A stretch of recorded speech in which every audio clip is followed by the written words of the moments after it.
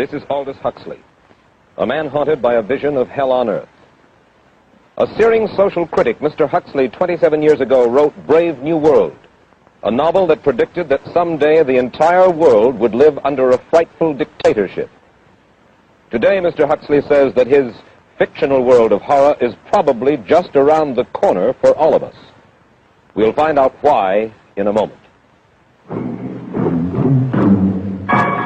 The Mike Wallace Interview, presented by the American Broadcasting Company in association with the Fund for the Republic, brings you a special television series discussing the problems of survival and freedom in America. Good evening, I'm Mike Wallace. Tonight's guest, Aldous Huxley, is a man of letters, as disturbing as he is distinguished. Born in England, now a resident of California, Mr. Huxley has written some of the most electric novels and social criticism of this century. He's just finished a series of essays called Enemies of Freedom, in which he outlines and defines some of the threats to our freedom in the United States. And Mr. Huxley, right off the bat, let me ask you this. As you see it, who and what are the enemies of freedom here in the United States? Well, I don't think you can say who in the United States. I don't think there are any sinister persons deliberately trying to rob people of their freedom. But I do think, first of all, that there are a number of impersonal forces which are pushing in the direction of less and less freedom. And I also think that there are a number of technological devices which anybody who wishes to use can use to accelerate this process of going away from freedom, of imposing control. Well, what are these forces and these devices, Mr. Huxley? I should say that there are two main impersonal forces. The first of them is not exceedingly important in the United States at the present time, though very important in other countries. This is the force which in general terms can be called overpopulation, the mounting pressure of population pressing upon existing resources. This, of course, is an extraordinary thing. Something is happening which has never happened in the world's history before. I mean, let's just take a simple fact that between the time of the birth of Christ and the landing of the Mayflower, the population of the Earth doubled. It rose from 250 million to probably 500 million. Today, the population of the Earth is rising at such a rate that it will double in half a century. Well, why should overpopulation work to diminish our freedoms? Well, in a number of ways. I mean, the experts in the field, like Harrison Brown, for example, pointed out that in the underdeveloped countries, actually the standard of living is at present falling, that people have less to eat and less goods per capita than they had 50 years ago. And as the position of these countries, the economic position, becomes more and more precarious, obviously the central government has to take over more and more responsibility for keeping the ship of state on an even keel. And then, of course, you're likely to get social unrest under such conditions, with again an intervention of the central government. So that I think one sees here a pattern which seems to be pushing very strongly towards a totalitarian regime. And unfortunately, as in all these underdeveloped countries, the only highly organized political party is the Communist Party, it looks rather as though they will be the heirs to this unfortunate process, that they will step into the position of power. Well, then, ironically enough, one of the greatest forces against communism in the world, the Catholic Church, according to your thesis, would seem to be pushing us directly into the hands of the communists because they are against birth control. Well, I think this strange paradox probably is true. There is it's an extraordinary situation, actually. I mean, one has to look at it, of course, from a biological point of view.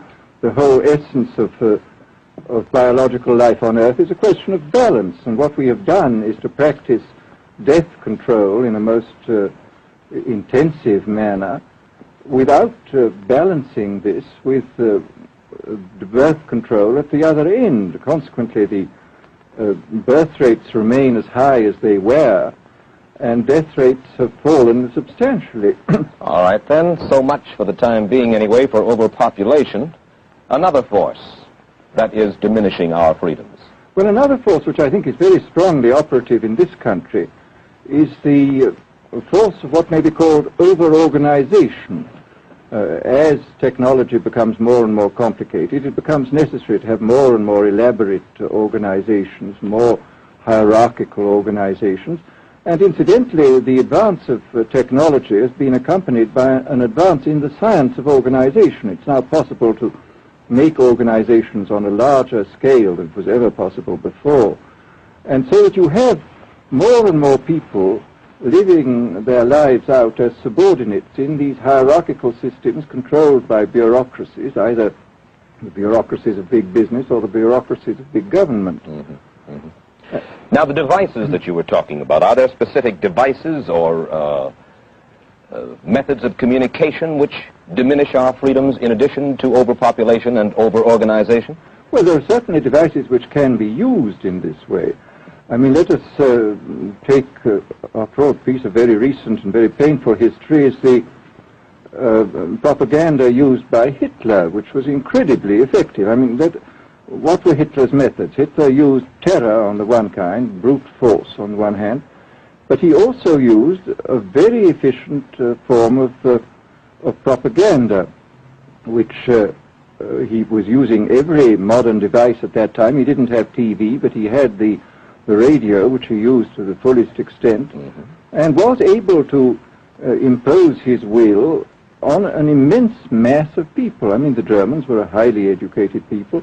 Well, we're aware of all this, but how do you equate Hitler's use of propaganda with the way that propaganda, if you will, is used, let us say, here in the United States? Are you suggesting that there is a parallel? Needless to say, it's not being used in this way now, but the point is, it seems to me, that there are methods at present available, methods superior in some respects to Hitler's method, which could be used in a bad situation. I mean, what I feel very strongly is that we mustn't be caught by surprise by our own advancing technology. This has happened again and again in history. Technology has advanced, and this changes social conditions, and suddenly people have found themselves in a situation which they didn't foresee and doing all sorts of things they didn't really want to do. Well, now, what do you mean? Do you mean that we develop our television, but we don't know how to use it correctly? Is that the point that you're making? Well, at present, the television, I think, is being used quite harmlessly. It's being used, I think, I would feel it's being used too much to distract everybody all the time. But, I mean, imagine, which must be the situation in all communist countries, where the television, where it exists, is always saying the same thing the whole time, is always driving along. It's not creating a wide front of distraction, it's creating a one-pointed drumming in of a single idea all the time. It's obviously an immensely powerful instrument. So you're talking about the potential misuse of the instrument. Exactly. We have, after all technology is in itself morally neutral.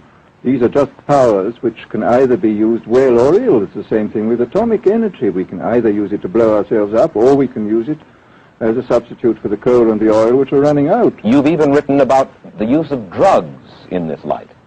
Well, now, this is a very interesting subject. I mean, in this book that you mentioned, this book of mine, Brave New World, I postulated a substance called soma, which was a very versatile drug. It would make people feel happy in small doses. It would make them see visions in medium doses, and it would send them to sleep in large doses.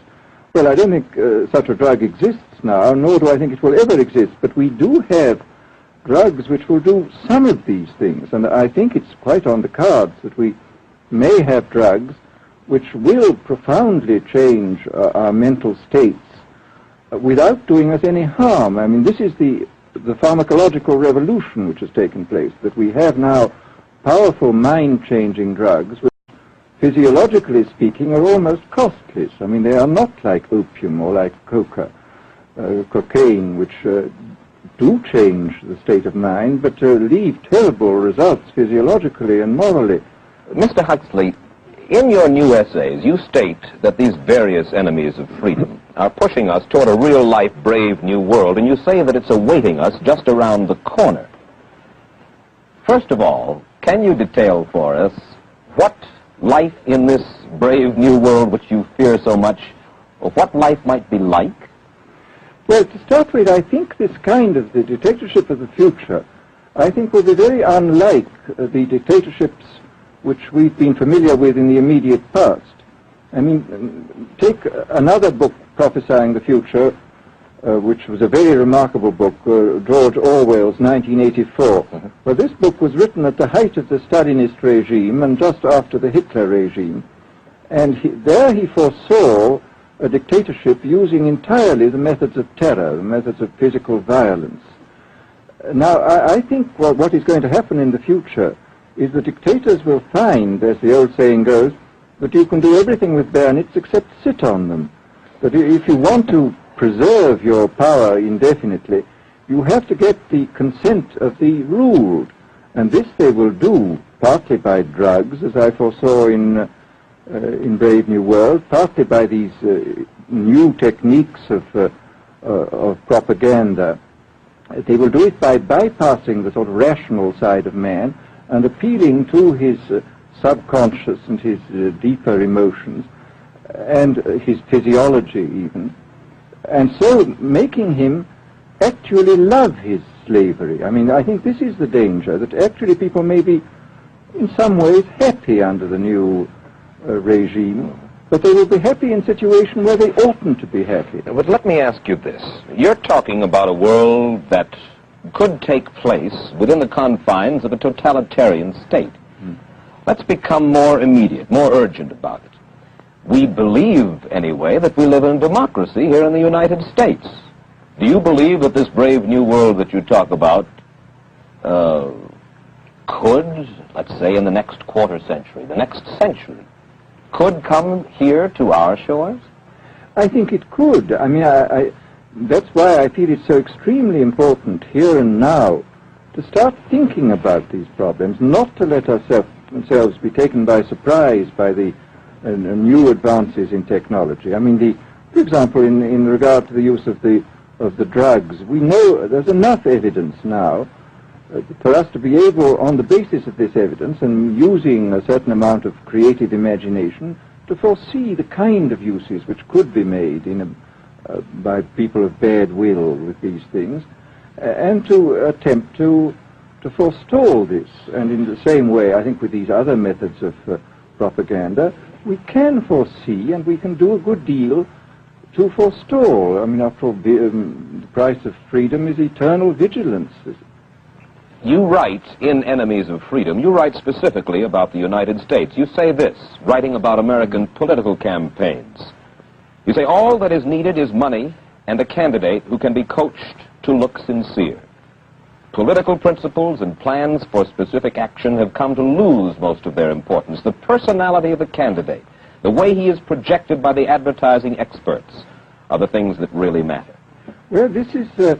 during the last campaign, there was a great deal of this kind of statement by the advertising managers of the campaign parties, this idea that the candidates had to be merchandised as though they were soap or toothpaste, and that you had to depend entirely on the personality. I mean, the personality is important, but there are certainly people with an extremely amiable personality, particularly on TV, who might not necessarily be very good in positions of political trust. Well, do you feel that men like Eisenhower, Stevenson, Nixon, with knowledge of forethought, were trying to pull the wool over the eyes of the American public? No, but they were being advised by powerful advertising agencies who were making campaigns of a quite different kind from what had been made before. And I think we shall see probably all kinds of new devices coming into the picture. I mean, for example, this thing which got a good deal of publicity last autumn, subliminal projection. I mean, as it stands, this thing, I think, is of no menace to us at the moment. But I was talking the other day to one of the people who has done most experimental work in the psychological laboratory with this, was saying precisely this, that it is not at the moment a danger, but once you've established a principle that something works, you can be absolutely sure that the technology of it is going to improve steadily. And his view of the subject was that, well, maybe they will use it to some extent in the 1960 campaign, but they will probably use it a good deal and much more effectively in the 1964 campaign, because this is the kind of rate at which technology advances. And we'll be persuaded to vote for a candidate that we do not know that we are being persuaded to vote for. Exactly. I mean, this is the rather alarming feature, that you're being persuaded below the level of choice and reason.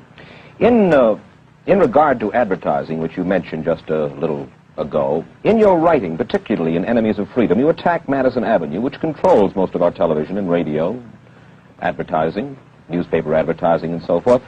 Why do you consistently attack the advertising agencies? Well, no, I think that advertisement plays a very necessary role, but the danger, it seems to me, in a democracy is this.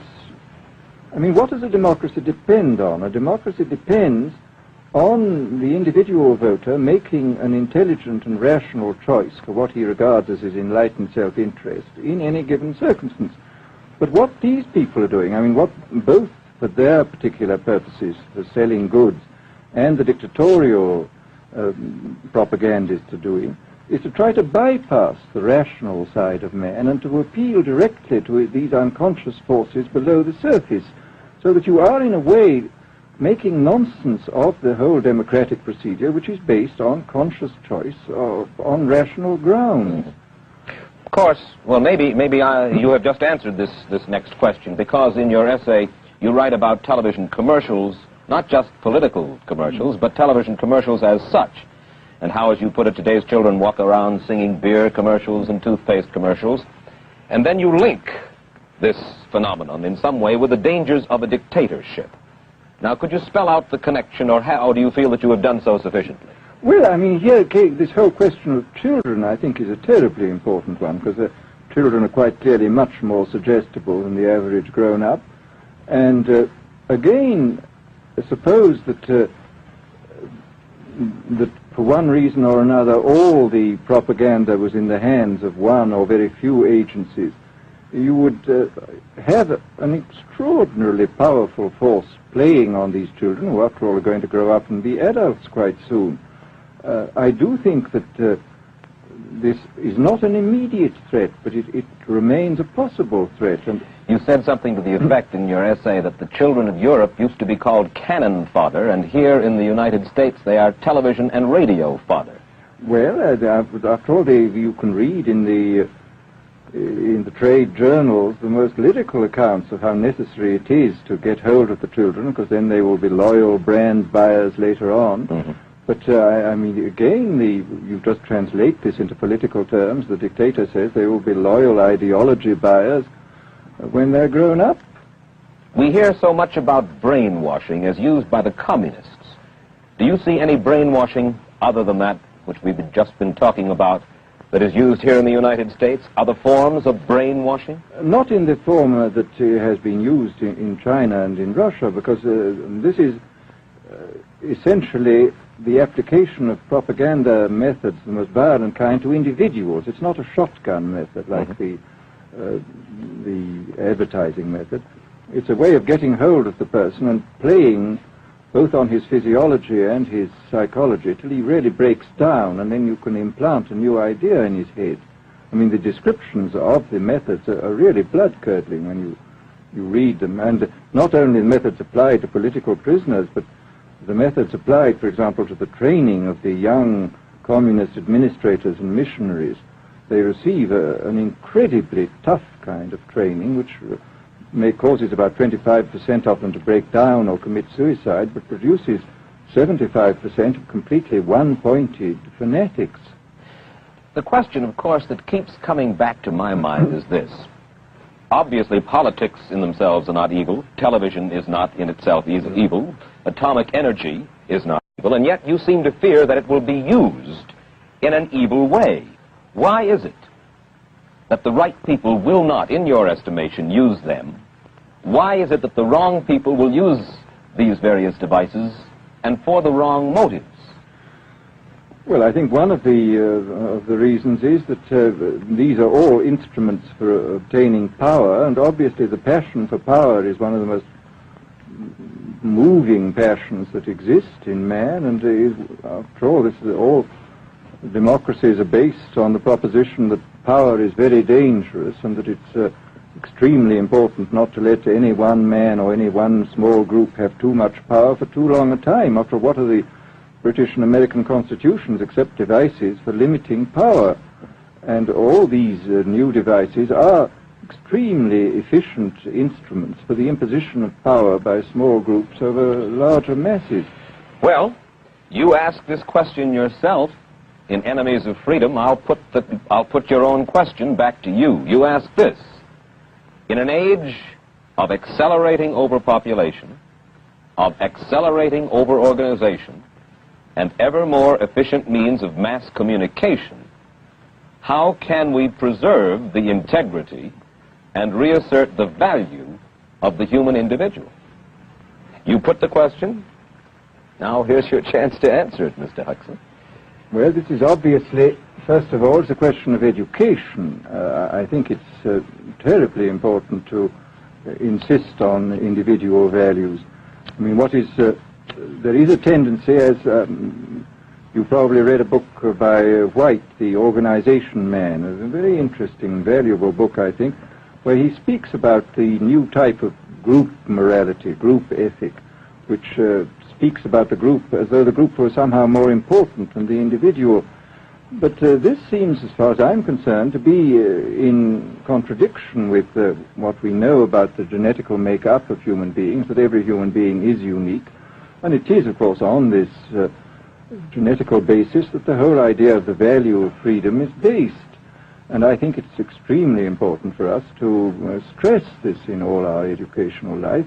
And I would say it's also very important to teach people to be on their guard against the sort of verbal booby traps into which they're always being led, to analyze the kind of things that are said to them.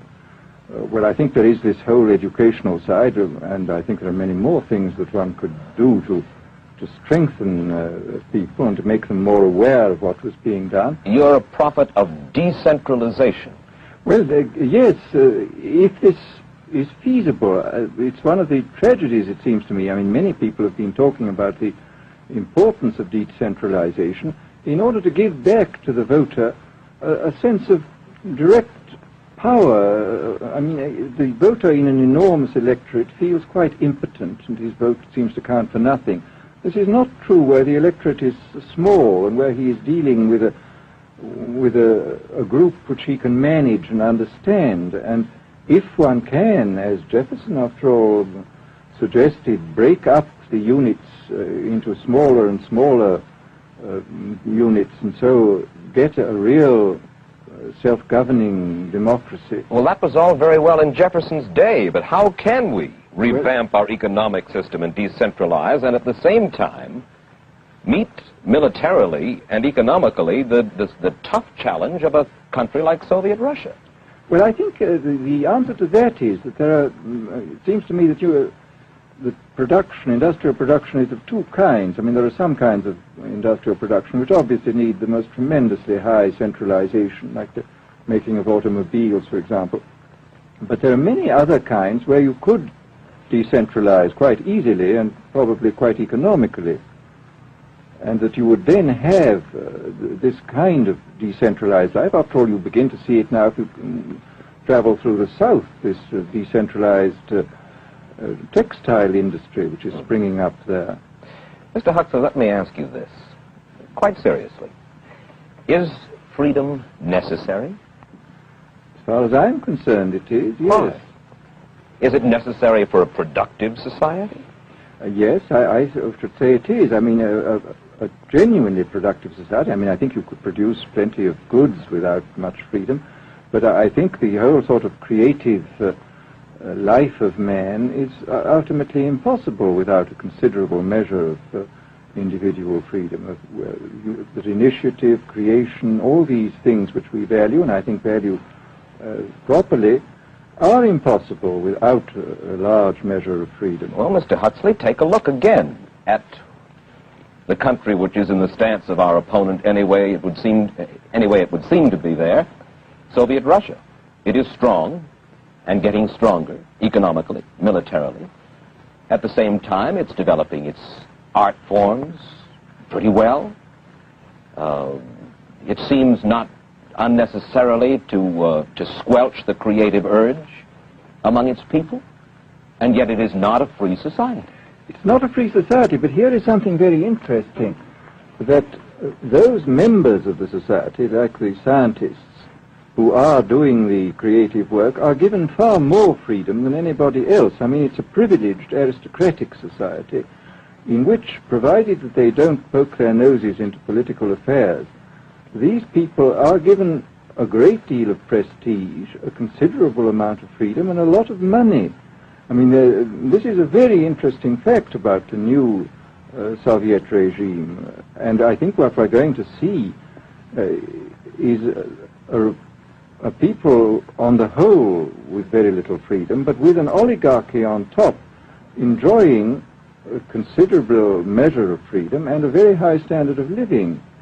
And the people down below, the epsilons down below, enjoying very little. And you think that that kind of situation can long endure?